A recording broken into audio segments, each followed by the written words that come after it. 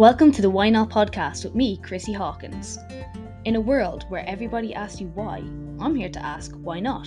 So sit back and relax or walk and listen and join me on this journey as we try to answer this never-ending question: what makes people say, why not?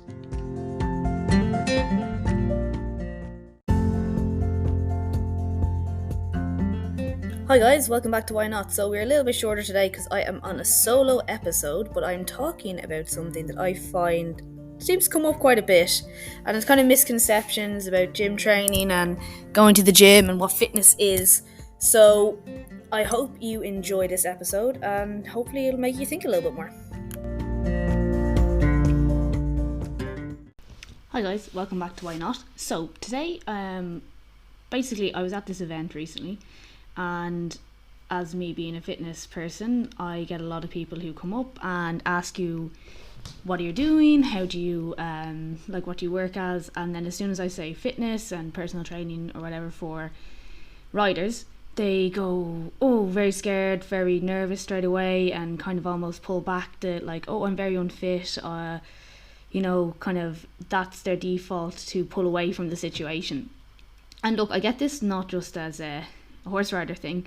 I also get it in my general day-to-day. I will tell people that that's what I do as a job because I work with general population too, and people automatically like, oh god, I'm so unfit, or I went to the gym once, or I don't like the gym. And I'm like, it's okay, you don't have to. And you're not people who haven't been training or doing gym work or that kind of fitness, you can't expect to be fit when you haven't been doing it. So to me, I don't care if people like different things. They may not necessarily enjoy the gym work, or that's normal. But the fact it's the way people kind of, because I say I'm a personal trainer, suddenly panic. And to me, it's not a big deal, it doesn't matter.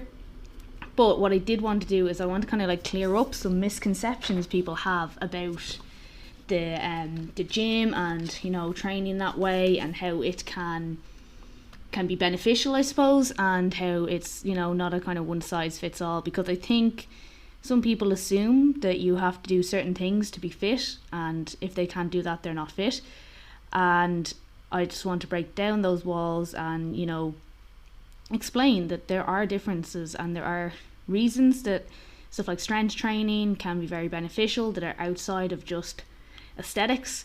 And what we see on the internet is often very extreme, because very extreme stuff catches people's attention, and that's why people put the extreme stuff in. And it's funny because the extreme stuff puts off a hell of a lot of people, and it can actually have the opposite effect of what you're looking for if you're trying to attract clients.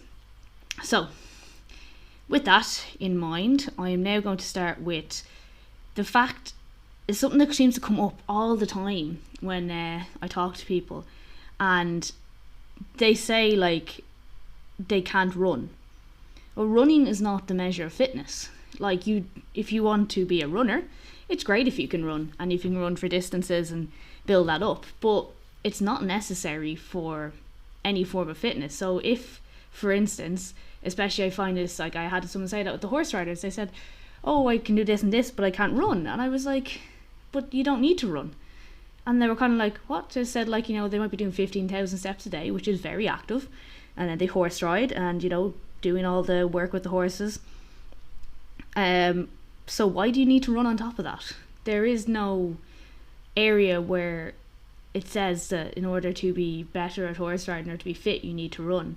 And I think that is something I come up a lot with people when it comes to fitness. Or they say they hate running. I run a good bit. I don't actually like it, but it is a physical challenge for me. And I just find it very interesting how people automatically kind of put themselves down and put them in a bracket of unfitness when they can't run. And it's almost like a shock to them when I say that doesn't matter. And that's one thing, when I train people, running is not part of my programs very often, because what they want to do, they don't need to run. It's simple as that. So why would I program something that they don't need? And on top of that, I think there is a lot of misconception that we have like it's all about diets and fitness, and as I was saying, the extreme workouts you see, or 6-week transformations. And while yes, again, that is very popular and it's had its time, and I think everybody has done something like that at some point, or most people have, and they're grueling, they're horrible, you're hungry all the time, they make you do loads of cardio if not running, and it can really put you off training because it's very extreme. And then at the end of the day, when you finish, you go back to eating normally and everything goes back, and it's these things that aren't really sustainable. And people say, oh, it's great as a Kickstarter and all this, but really it's not.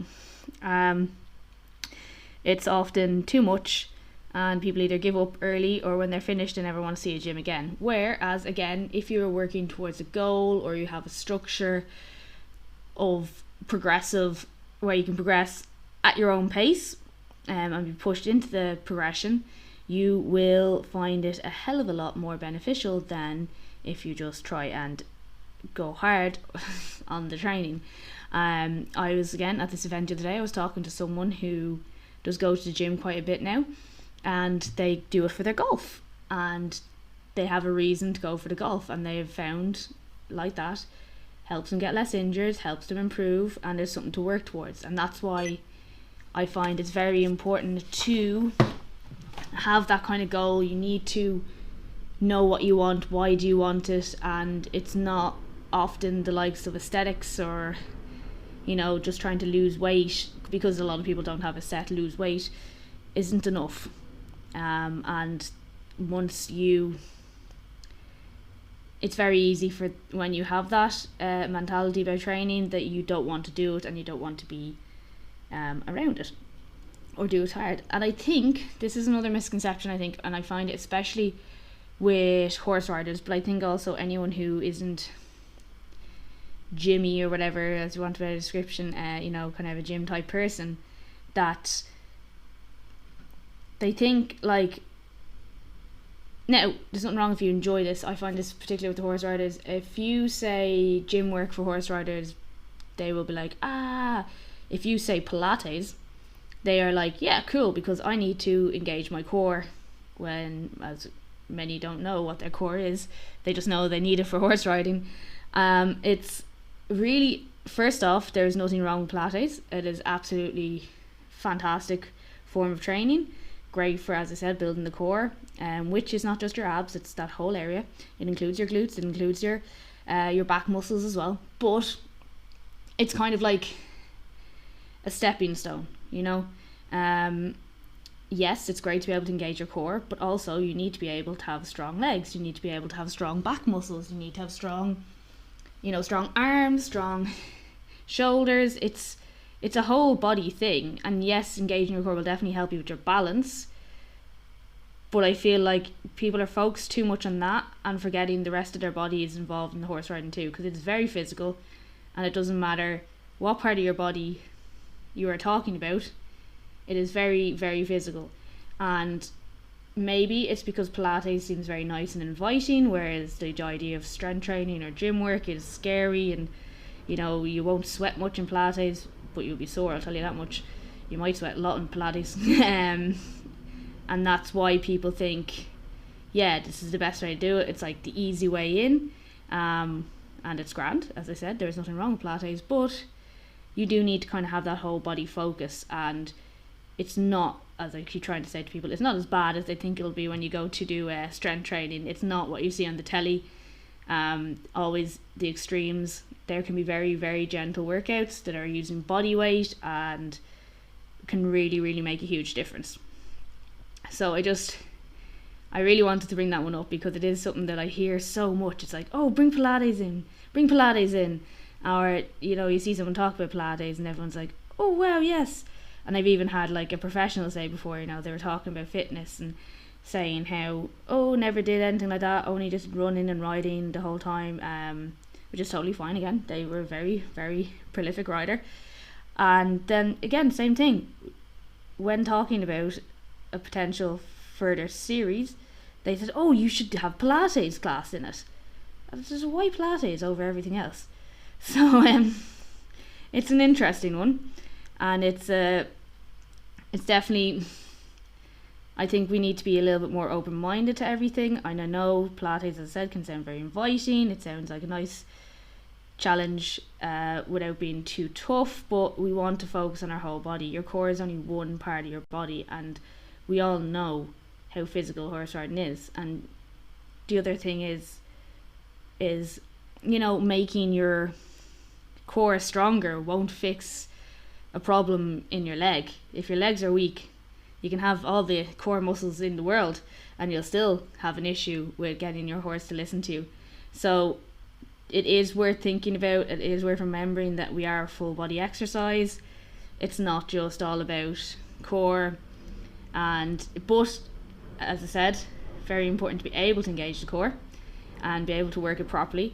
It does come very important to the horse riding, but it is something that we really need to think about more. Need to think about a wider scale, as opposed to just, Pilates will fix everything.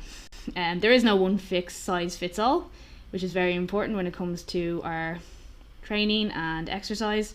It's very important that we get something that's tailored for us. You can do very, very generic, you can do generic programs. There are things that everyone can do with fixing, but if it is something you really want to work on, a specialized program is always better and always more beneficial for you. Then I want to talk about the benefits that people forget about. So again, you doing any form of strength training or gym work is not just going to make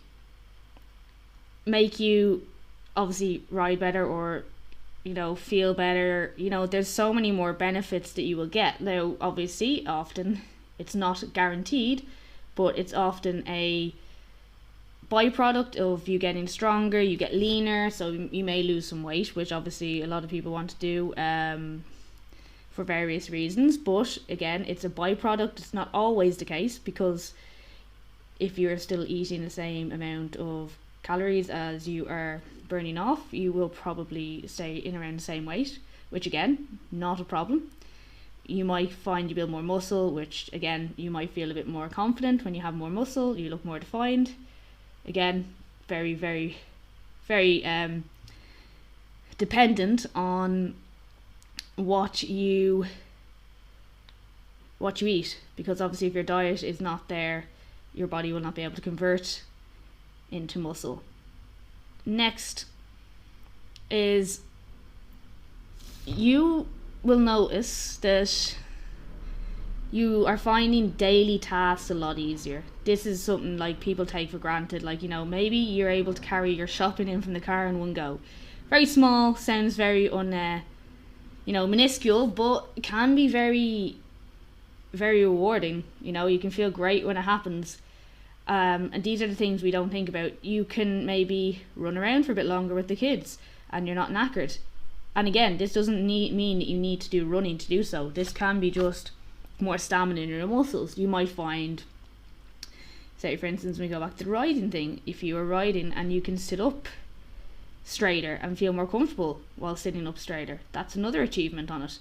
These are all things that come with getting stronger and fitter. And again, remember, we're not talking about running fit, we're talking about generally fitter. And these are the things that people notice not straight away. So you're 4 or 6 weeks in, and then you start to notice these changes, and they're like these little wins that help you keep motivated. And I've spoken about this before as well, especially for women. As we age, it's very important to do some form of resistance-based training, because we are more prone to have osteoporosis or osteopenia especially after going through the menopause. But if you have built that base of fitness, so basically resistance-based training will increase your bone density, and on top of that, you will have more protection in your joints with muscles, because they are now surrounding and protecting your joints more. So this leaves you less likely to get injured if you fall, for multiple reasons. And now the same thing is for men. You will get this similar outcomes. It's just they are less likely to have osteoporosis.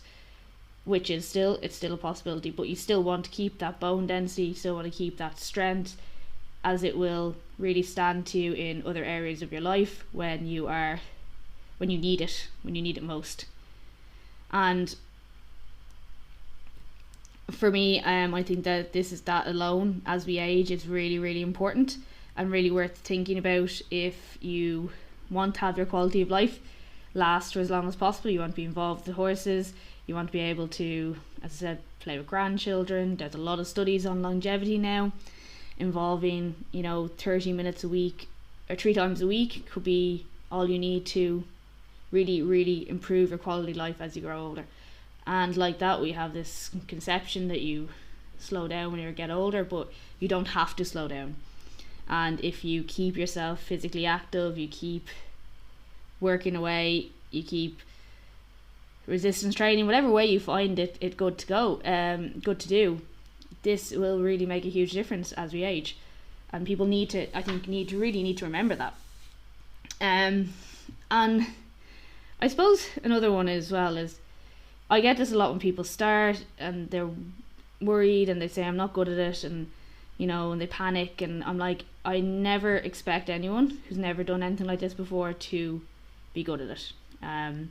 You can't expect to be good at anything. I don't know why people, I know it's like a defense mechanism. They say, oh, I'm not good at that, which is fine. It's totally fine for you to not be good at something. It's normal to be not good at something when you start, and it will be tough. And when you first start, you're probably going to hurt, and you'll wonder why that muscle that you never knew existed hurts. And again, these are all part of the process. And even when I have new people in, I do say, you can expect it to be sore, you can expect to be a little bit sore the next couple of days. Don't worry, that's normal.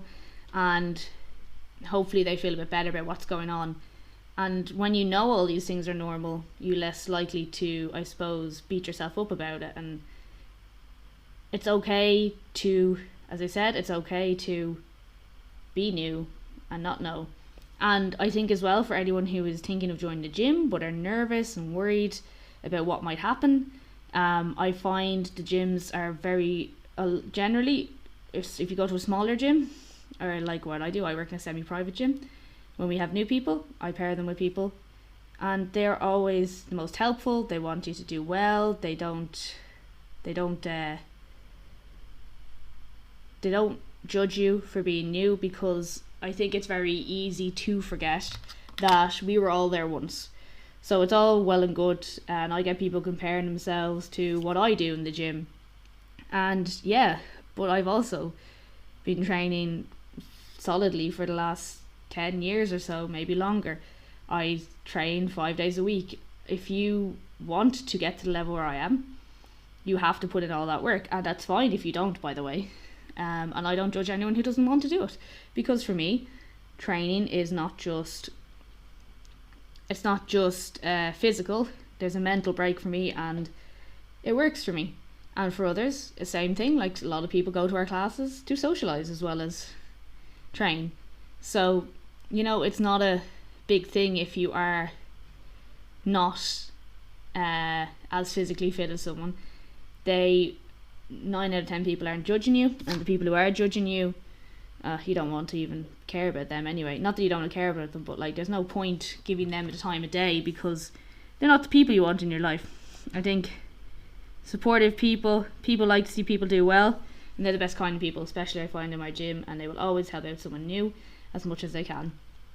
So I hope this was a little bit educational. I hope I made a few kind of comments that maybe make you change your mind or change your conception on certain things, because it's a very big subject, very broad subject, and it is something that I see a lot and I hear a lot from people, and I just think it's worth bringing that up and kind of discussing it in regards to how it is actually not a bad thing, and it is not I suppose I'm trying to figure out the words, like, these things maybe you have thought could be completely wrong, and maybe it will give you make you more open to coming and trying a class or reaching out and getting a trainer and starting to do something for you, because a lot of the things we don't realize is as well, this is actually something for you. It's not like it's self-care. Exercise is self-care. It's looking after yourself. It can be a chore, don't worry, it absolutely can, but it should be something that you think of as part of your, like, it's like your skincare routine. It's like, you know, eating and stuff like that. It is managing your body, managing your stress levels, and it is important for everybody to do it. So with that, I'm going to leave you. I hope you enjoyed this episode.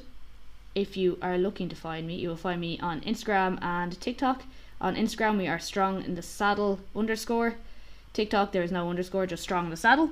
And my website is www.chrissyhawkins.com, where you can find details on how to work with me. And also I have some free PDFs that give you free guides for helping you work with on hip stiffness, or also working on shoulder mobility, which can be very, very beneficial. So check them out. You'll find them on my website, and hope you enjoy the rest of your day.